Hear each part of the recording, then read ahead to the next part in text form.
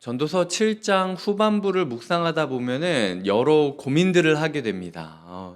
뭐 도대체 어쩌라는 건가? 아니면은 이렇게 여성을 비하해도 되는 것인가? 우리가 할 수 있는 것이 무엇인가?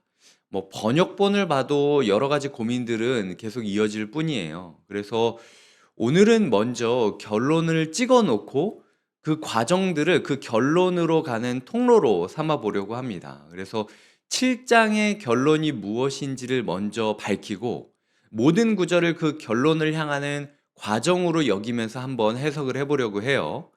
일단 7장 마지막 절을 보겠습니다. 내가 깨달은 것은 오직 이것이라 라고 이야기를 하고 있죠.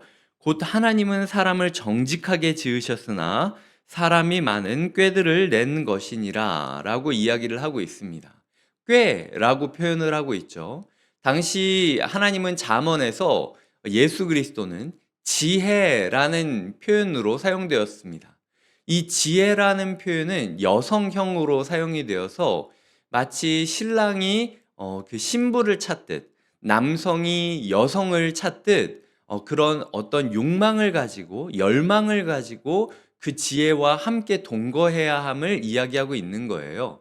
그래서 지혜와 꾀가 나뉘어져 있고 그리고 하나님께서는 사람을 정직하게 만드셨지만 인간들이 많은 꾀를 꾸미고 작당모의하기 때문에 참 지혜가 설 길을 잃어가고 있다.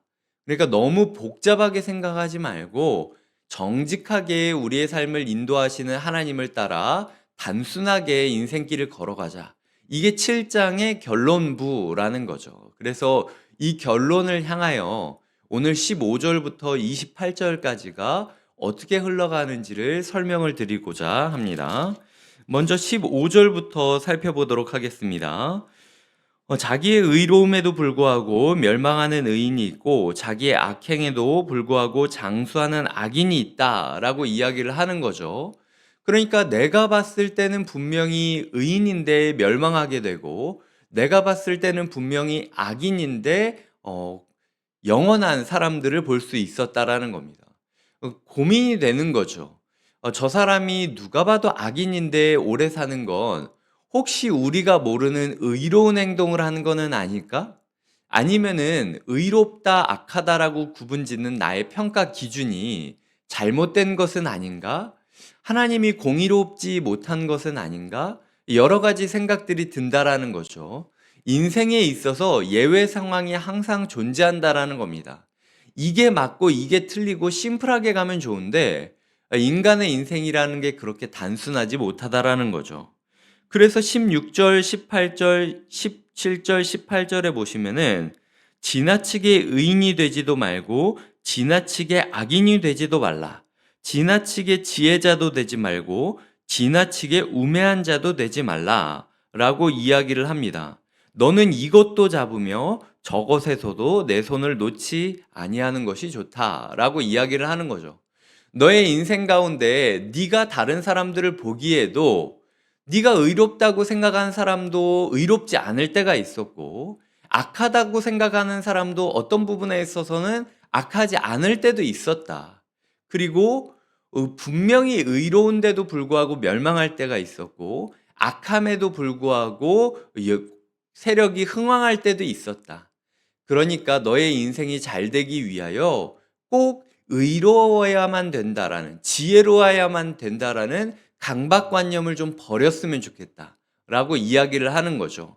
이것이 우리가 그러면 이제 되는 대로 살아야겠다 라는 이야기를 하는 건 아닙니다. 예를 들어 이런 거죠. 지나치게 의로움과 지혜를 추구했던 사람이 예수님 당시에 있었는데 그 사람들의 이름을 바리새인들이라고 평가했습니다. 내가 의롭기 위하여 상대방을 다 깔아뭉개고 정죄하고 비난하는 모습들이 그 의인들의 삶에 있었다라는 거죠. 그들은 분명 의로움을 추구했습니다. 하지만 그 의로움의 끝에 생명이 있었느냐? 아니었다라는 거죠. 지나치게 악함을 추구할 필요도 없습니다. 우리의 인생이 그렇다고 내 하고 싶은 대로 마음대로 살 필요도 없어요. 중요한 거는 양손을 다 붙잡는 겁니다. 내가 지혜자인 동시에 우매자이라는 사실을 인정하는 것. 내가 의인인 동시에 악인이라는 사실을 인정하는 것. 둘 중에 한쪽으로 내가 기울어져 있는 게 아니라 하루에도 수십 번씩 내 마음을 바로 세우지 않으면은 이리 휩쓸렸다, 저리 휩쓸렸다, 흔들리는 인생이 나라는 사실을 인정해야 된다라는 것이 이 18절까지의 이야기라는 겁니다. 그렇기 때문에 19절에서 지혜가 지혜자를 성읍 가운데 10명의 권력자들보다 더 능력이 있게 한다.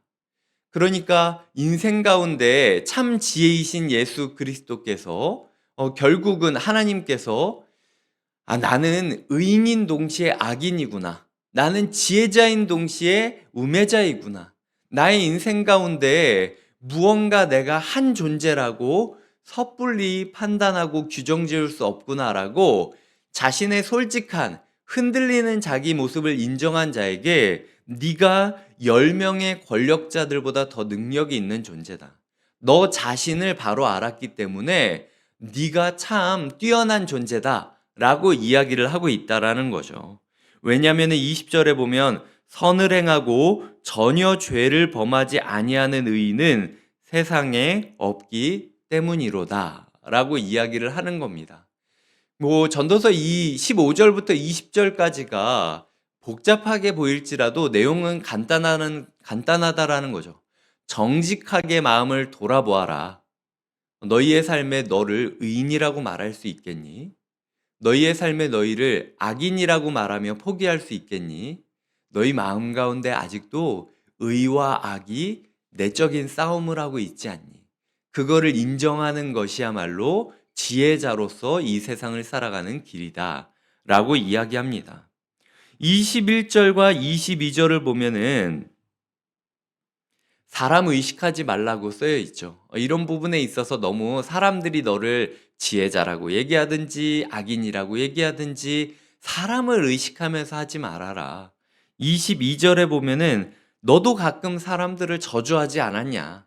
사람들의 마음이라는 게 그렇게 오락가락 하는 것이니까 사람들의 평가에 너의 기준을 너무 맞추려고 하지 말고 지혜를 추구하고 하나님 앞에서 내가 어떤 사람인지를 정직하게 바로 세우는 일이 필요하다라고 이야기를 하고 있는 겁니다. 그런데도 불구하고 23절에 보면은 내가 지혜자가 되겠다라고 결심을 해도 지혜가 자꾸자꾸 멀어지는 걸 보이는 거예요. 지혜라는 게 내가 노력해서 얻어지는 게 아니라 이미 나에게 다가온 지혜를 은혜로 받아들이는 일밖에 없다라는 거죠. 네가 잘났다라고, 네가 노력했다고, 네가 새벽에 기도했다고, 네가 오늘 하루 말씀을 읽었다고 지혜가 너에게 잡히는 게 아니다. 네가 지혜를 쟁취하는 게 아니라 이미 지혜가 너에게 왔고 네가 지혜를 받아들이면 되는 거야 라고 이야기를 하고 있다라는 겁니다. 그래서 24절에 이미 있는 것은 멀고 또 깊고 깊도다. 누가 능히 통달하랴 라고 이야기를 하는 거죠. 이미 우리에게 온 지혜를 우리가 받아들이면서 나의 노력으로 지혜를 추구하지도 않고 사람 의식하지도 않고 내가 때로는 지혜자요 때로는 우매자인 이 현실 앞에서 바른 길을 선택한다라는 것이 참 멀고 또 깊고 또 깊다라는 겁니다. 이게 너무나도 어려운 일이라는 거죠. 전도자, 지혜자조차도 참 이렇게 중도의 묘미, 내가 지혜자와 우매자의 두 가지를 붙잡고 그럼에도 불구하고 지혜를 추구하고 지혜를 따르는 삶을 사는 게 너무나도 어렵다라는 겁니다. 25절부터 28절까지를 보시면은 내가 돌이켜 전심으로 지혜와 명철을 살피고 연구하여 악한 것이 얼마나 어리석은 것이요 어리석은 것이 얼마나 미친 것인 줄을 알고자 하였다 라고 이야기를 하고 있습니다. 그러면서 여성에 대해서 이야기를 하고 있습니다. 여성들이 마음은 올무와 같고 그물 같고 손은 포승 같은 여인이 있는데 그렇게 나를 꽉 잡아내는 여인이 사망보다 더 쓰다는 사실을 내가 알아내었다. 그래서 하나님을 기쁘게 하는 자는 그런 여인을 피해야 된다. 그리고 내가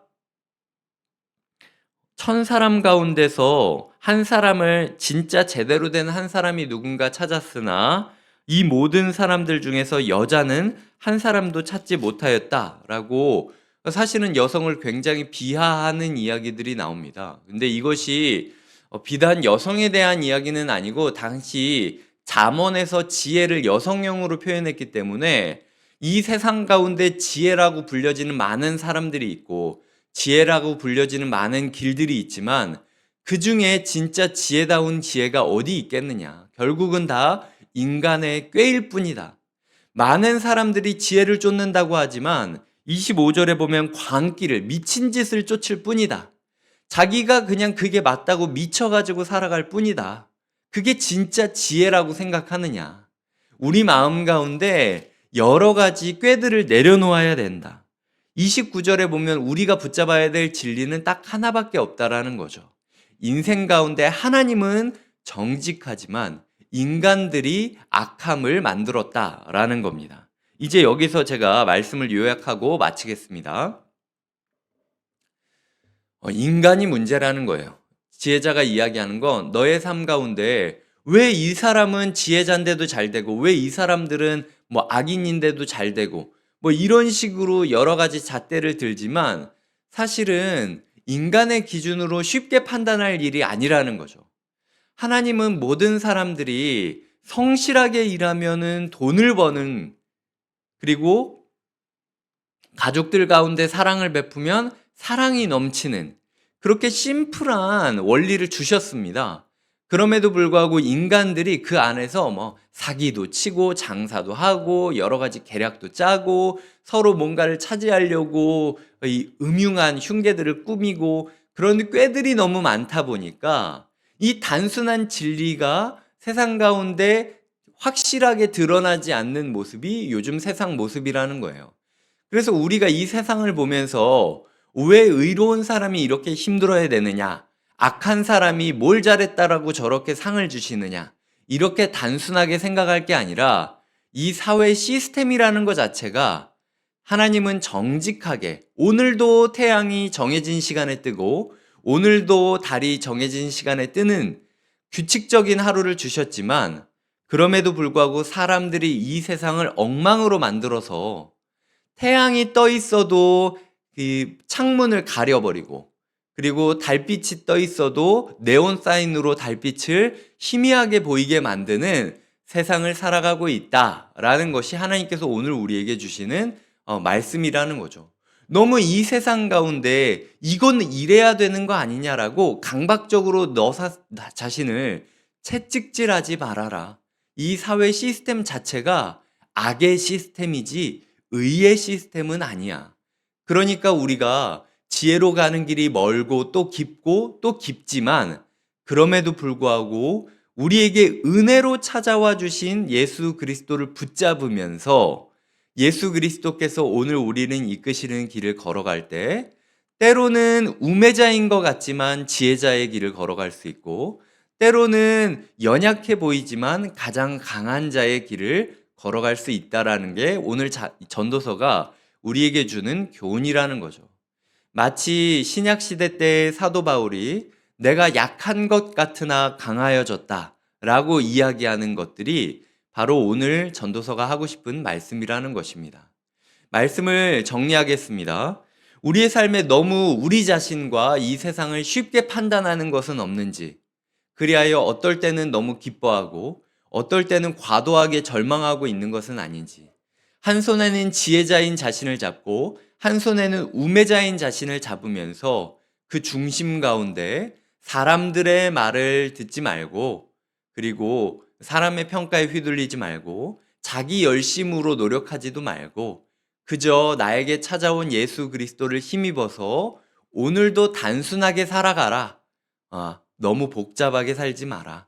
이것이 주님께서 오늘 우리에게 주시는 말씀이라는 겁니다. 내일 예배를 준비하며 어떻게 보면 복잡한 현실이 우리에게 여전히 다가오겠지만 그럼에도 불구하고 단순하게 예수 그리스도만 붙잡으며 살아가는 하루 되시기를 주님의 이름으로 축복드립니다. 함께 기도하겠습니다. 제가 기도하겠습니다. 하나님 아버지 감사드립니다. 주님께서 오늘 우리에게 주신 하루를 기뻐하며 나아갑니다. 하나님, 때로는 내가 지혜자인 것 같고 때로는 내가 악인인 것 같습니다. 하나님, 나의 삶 가운데 도대체 내가 어떤 존재인지 나도 모를 때가 많이 있습니다. 사람들의 평가에 나 자신의 정체성을 세우려고 했지만 이 사람은 나를 이렇게 보고 저 사람은 나를 저렇게 보니까 어느 기준에 나를 맞춰야 될지도 잘 모르겠고, 그렇다고 내가 열심을 내고 있지만 내 자기 열심 끝에 기쁨이 있느냐? 또 그렇지 않습니다. 그냥 후회와 괴로움과 죄책감만 있을 뿐입니다.